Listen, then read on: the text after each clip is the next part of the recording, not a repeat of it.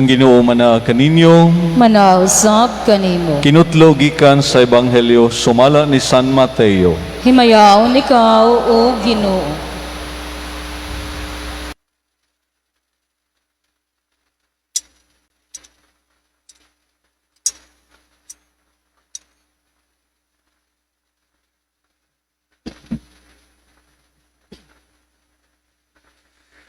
Pipila ka Pariseo, miduol og misulay pagbitik kaniya, pinaagi sa pagpangutana. Nagtugot ba ang atong balaod nga ang bana makabulag sa iyang asawa sa bisan unsang hinungdan? Si Jesus mitubag, wala ba kamo makabasa nining bahina sa kasulatan? Sa sinugdan, ang Dios naghimo kanila nga lalaki o babay. Og miingon, tungod niini, ang lalaki mubiya sa iyang amahan o inahan, og motipon sa iyang asawa, og silang duha mahimong usa. Busa, dili na sila duha, kundili usa lamang. Tungod niini, kinahanglan nga dili bulagon sa tao ang gihiusa sa Dios. Ang mga Pariseo nangutana kaniya, kung mao kana, nganong nagtugot man si Moises nga ang bana musulat sa iyang asawa og pahibalo sa pakigbulag og siya makabulag na kaniya. Si Jesus mitubag, mitugot si Moises kaninyo sa pagbulag sa inyong asawa, kay kamo gahi mag-ulo. Apan dili gayud kini mao sa sinugdan. Busa, sultihan ko kamo, nga bisag kinsa ang mubulag sa iyang asawa, nga wala magluib kaniya, makapanapaw kung siya magminyog lain. Ang iyang mga tinunan miingon kaniya, kung mao kini ang mahitabo, tali sa bana o asawa, maayo pagdili na lang magminyo. Si Jesus mitubag, kining maong pagtulunan dili alang sa tanan, kundili alang lamang ni adtong gihatagan sa Dios niini. Kay may nagkalaing-laing mga katarungan nganong dili makaminyo ang ubang mga tao. May dili gayud makahimo pagminyo kay na tao nga kapunang daan. Ang uban dili makaminyo kay gikapnan man sila sa mga tao. Ug ang uban dili makaminyo tungod sa gingharian sa langit. Siya nga makahimo padawata niining akong gitudlo.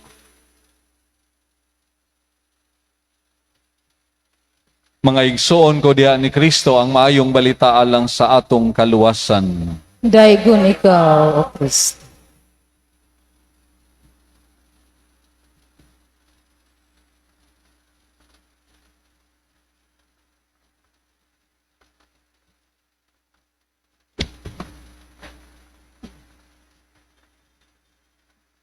Maayong hapon, maayong gabi sa tanan. Gabi na ba? Mahayag pa man. Ikapito nga adlaw sa nobinaryo sa pagpangandam sa kapistahan ni Senyor San Roque. Ang subtema nagkanayon, San Roque, gitugyanan sa pagpakaylap sa gugma nga walay kinutuban o hingpit nga pagdawat.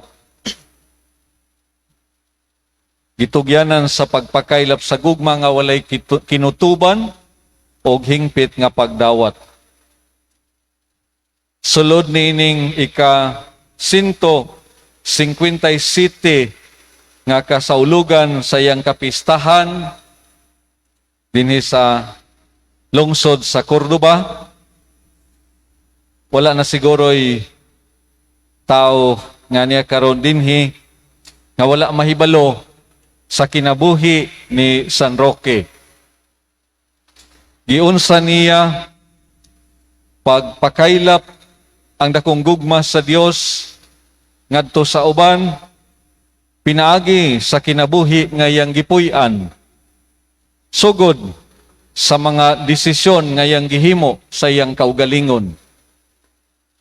Anak og dato, gobernador, iyang amahan, hingpit nga sumusunod sa gahom, dungog, katigayunan, kabtangan sa iyang mga ginikanan, apan gibiyaan ang tanan, og nagpakakabus, aron mamahimong dato sa gugma ug kaayo sa Dios. Nga iyang ikapaambit ngadto sa mga kabus ug sa mga masakiton. Sa iyang pagpanaw ngadto sa Roma, balik ngadto sa Pransya, diin siya gikan. Sa hingpit nga pagtugyan sa kaugalingon, diya sa paghigugma ug pagtabang sa mga kabus ug mga masakiton, nakapyutan usab sa sakit, apan sa dakong milagro na ayo, og nagpadayon sa iyang buhat sa pagpakaylap sa gugma sa Dios.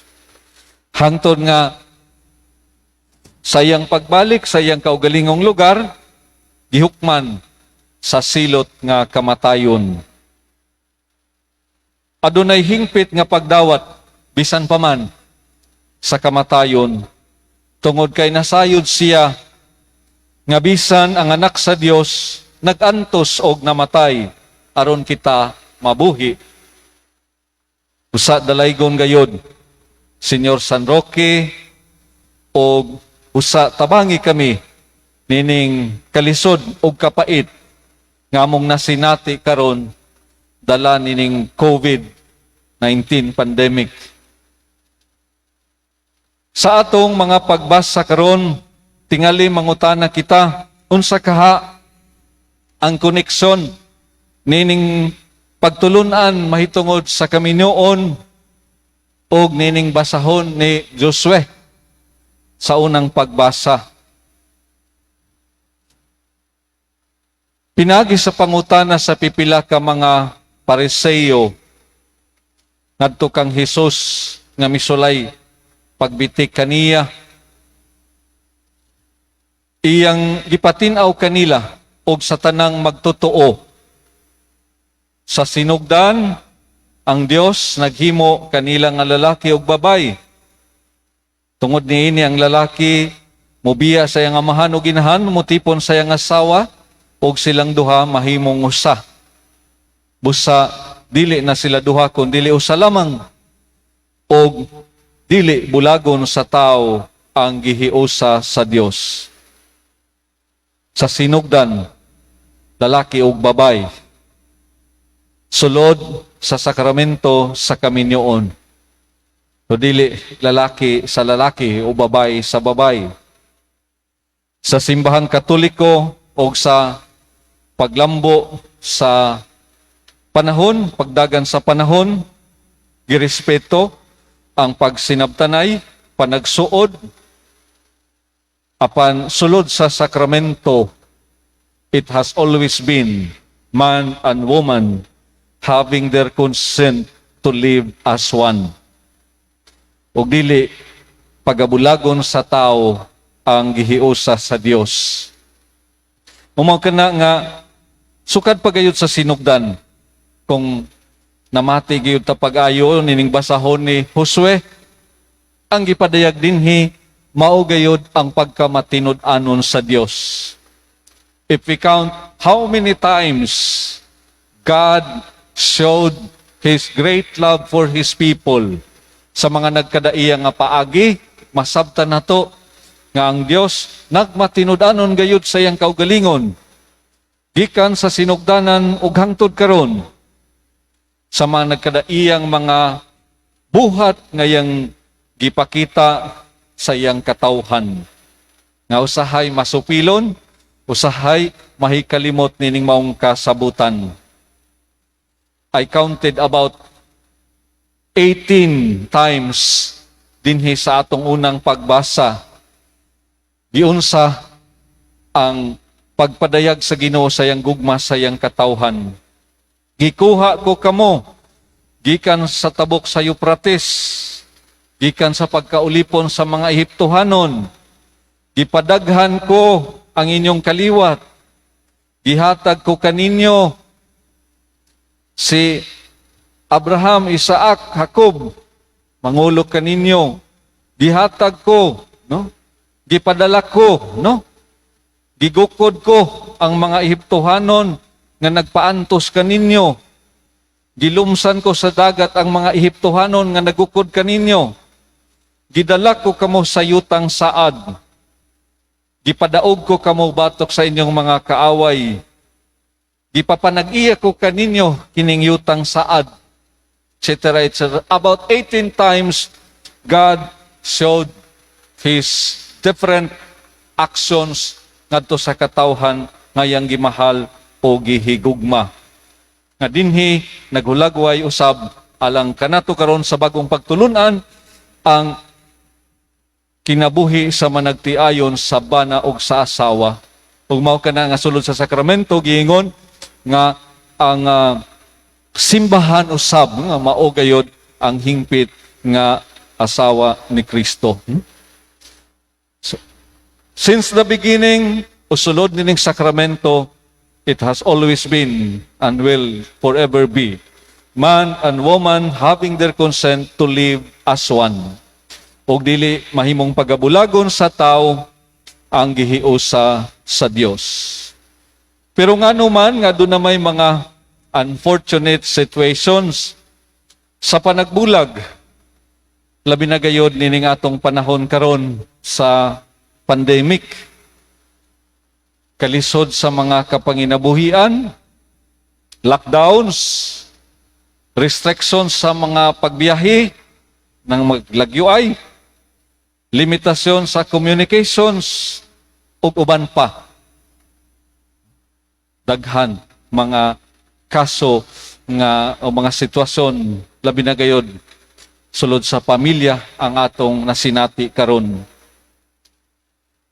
May pipila ka pariseo nga miingon nganong mitugot man si Moises sa iyang balaod nga makigbulag ang bana sa iyang asawa human niya sulati kini o sulat pahibalo, no? Ngano man simple kayo ang tubag sa atong Ginoo kay kamo gahi man og ulo, no? Okay Lord, pasaylua kami. Sige lang kung gahi mi og ulo. Pero dili na gyud nako magwanta ang iyang mga bakak og bisyo, ang iyang mga pagpasakit nako, pagdapat nako, ang iyang pagka-irresponsable, ug uban pa. No? Kini akong na-encounter sa daghan gayud nga mga kahimtang lain-lain nga mga sitwasyon sa atong mga kaigsuonan, labi na gayud nining atong panahon karon. Dunay tinun-an ni Jesus nga niingon, naminaw pag-ayo ug miingon, kung mao kana Ginoo, mas maayo pagdili na lang magminyo. Pari na lang ko, magmadri na lang ko, no? Sabi niya sayon pod, no? Dili pod lalim kini nga kinabuhi baya. Ingon sa Jesus kining pagtulon-ana, dili alang sa tanan. Kundili alang lamang niya itong gihatagan sa Dios niini. Kay may nagkalain-lain nga mga katarungan, nganong dili makaminyo ang tao. May dili gayod makaminyo kay na tao nga kapunang daan, ang uban dili makaminyo kay gikapnan sa mga tao, ang uban dili makaminyo tungod sa gingharian sa langit, no? Dili tanan para iya, no? Ang tagsatagsa nato ka mga bukasyon adunay giandam sa Dios alang kanato. Naay nabasa nako sa Facebook niingon nga marriage is sweet if you marry the right person. Pero kung ang imong giminyuan sayop gani nga tao, murag kaso sa COVID kada adlaw lain-lain kaso. Lisod, no? Kung mao ka na Ginoo, mas mayo pagdili na lang magminyo. Apan si Jesus mipatinaw, kining pagtulon-ana dili alang sa tanan. Mga igsoon ko diha ni Kristo, sila nga makahimo padawata nining maong pagtulunan. Si Senyor San Roque, gitugyanan sa pagpakaylap sa gugma nga walay kinutuban, wala gayud mapakya sa iyang mga maayong tinguha, inubanan sa iyang pagampog pagpangaliyas sa Dios o mga radical decisions diha sa iyang kinabuhi. Ganiya sa introduction, andam ba pud kita mo hatag sa atong kaugalingon o igong sakripisyo aron nga magpabilin nga matinud-anon sa atong mga saad panumpa ngadto sa Ginoo. Senyor San Roque, gitugyanan sa pagpakaylap sa gugma nga walay kinutuban, gibiyaan ang tanan tungod og alang sa gingharian sa langit. Makasunod unta kita sa iyang mga panigingnan, ug madawat unta nato ang mga ganti nga giandam sa Dios alang kanato bisan sa kalisod kahigpit sa panahon nga naningkamot kita pagtuman sa iyang mga kasuguan. Sa katapusan dihay istorya nga akong nahinumduman, mahitungod sa magtiayon nga nag-decide din gyud sila nga magbulag. Pero naamay ilang mga anak, nagsabot sila nga dagko naman mga bata, mas maayo nga sila'y padesisyonon. Ingon ang laki ngadto sa iyang kamagwangan nga anak, dong 15 anyos naman ka, kasabot naman ka sa nanghitabo namo ni mama nimo. Asa man ka dong? Diri ka sa ako o dito ka sa imong mama?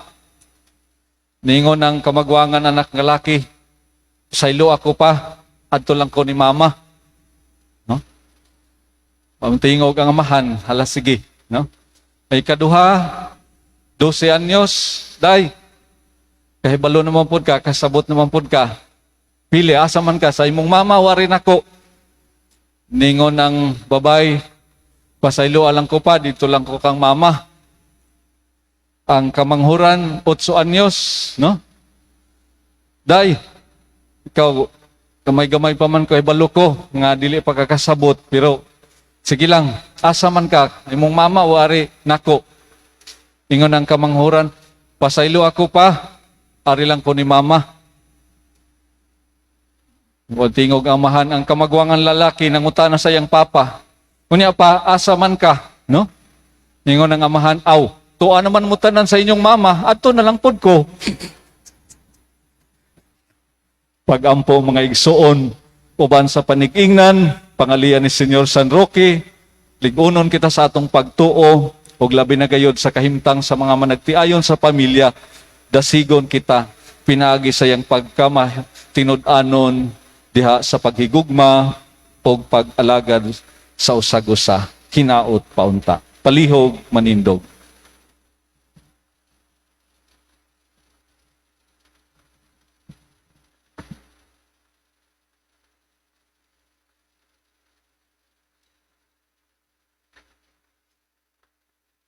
Ang atong Ginoong Dios kanunay nga mainitong maminaw sa atong mga panginahanglan. Busa atong ipadangat ang atong pangalyupo nga puno sa gugma ug kita moingon pinagi sa pangama ni San Roque, amahan, dungga kami. Pinagi sa pangaman ng San Roque, damahan dungga kami. Nga ang pagtulunan sa simbahang Katoliko, mahitungod sa kaminyoon, madungog ug masabtan sa tanan. Mga muyo kita sa Ginoo. Pinagi sa pangaman ng San Roque, damahan dungga kami. Nga mahatagan o kabalaan ang kinabuhing magtiayon sa mga balaod. Mga muyo kita sa Ginoo. Pinagi sa pangaman ng San Roque, damahan dungga kami. Nga ang mga naghalad sa ilang kaugalingon ngadto sa Dios, ang mga frontliners nga unta panalipdan sila kanunay sa Dios. Mga muyo kita sa Ginoo. Pinagi sa pangaman ni San Roque, amahan dungga kami. Nga sa pagsaulog sa 500 years of Christianity, nga unta magmalampuson ang tanan nga kalihukan, ilabi na sa mga parokya, ug atong mapalawman ang atong pagtuo ug paglaom isip mga binunyagan, mga muyo kita sa Ginoo. Pinaagi sa pangaman ni San Roque, Amahan, Dungga kami. Nga ang mga sponsors karong adlaw ug sa mga family sponsors nga unta sa ilang mga panginabuhian sa kanunay imo sila nga panalanginan, mga muyo kita sa Ginoo. Pinaagi sa pangaman ni San Roque, Amahan, Dungga kami. Nga ang mga sulugoon sa Dios, Chupilo Kamumot Obispo, Jules Hibalier Pari, nga mabayaw na sila sa kadungganan sa altar, mga muyo kita sa Ginoo. Pinaagi sa pangaman ni San Roque, Amahan, Dungga kami.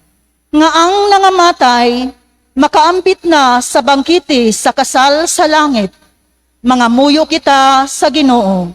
Pinaagi sa pangaman ni San Roque, Amahan, Dungga kami. O Dios sa imong kaluoy ug gugma, hiusaha o gimua kaming magmatinud-anon sa imong mga kasuguan. Kini among gipangayo pinaagi ni Kristo among Ginoo. Amen.